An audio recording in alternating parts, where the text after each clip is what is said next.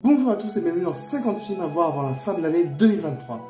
Et il faut avoir un truc, j'avais prévu de voir tous ces films de la même manière, à savoir avec une VF si possible, parce que oui, je suis quelqu'un qui aime bien la VF, et peut-être que je me les reverrai en VO, si jamais, je peux avoir un avis qui diffère, certains d'entre eux je les ai quand même vus en VO quand même, et surtout de les voir sur à peu près le même type d'écran.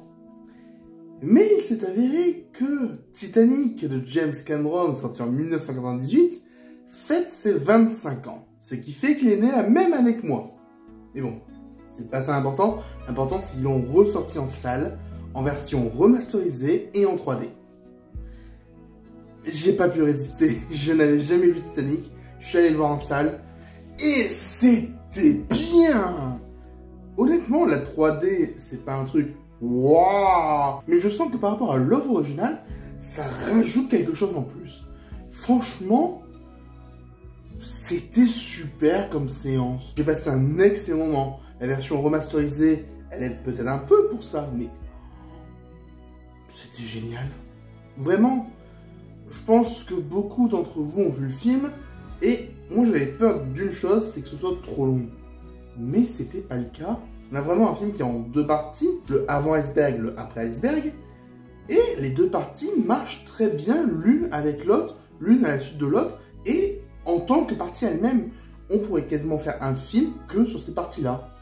Pour moi, c'est du grand art. On a une iconisation en plus du bateau qui est dans des scènes et juste génial.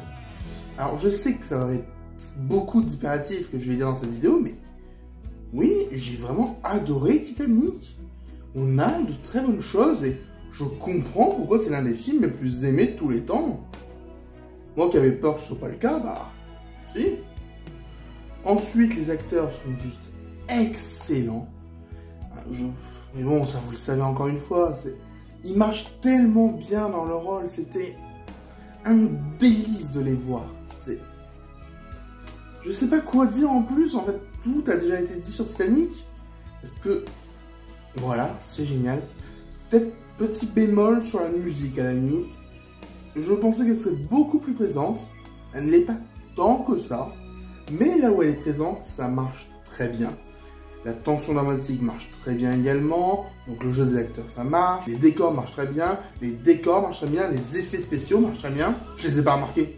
Ça veut dire que c'est bien. Oui, un effet spécial vraiment réussi, c'est un effet spécial qu'on ne remarque pas. Et j'avoue que je suis surpris d'aimer autant le cinéma de James Cameron.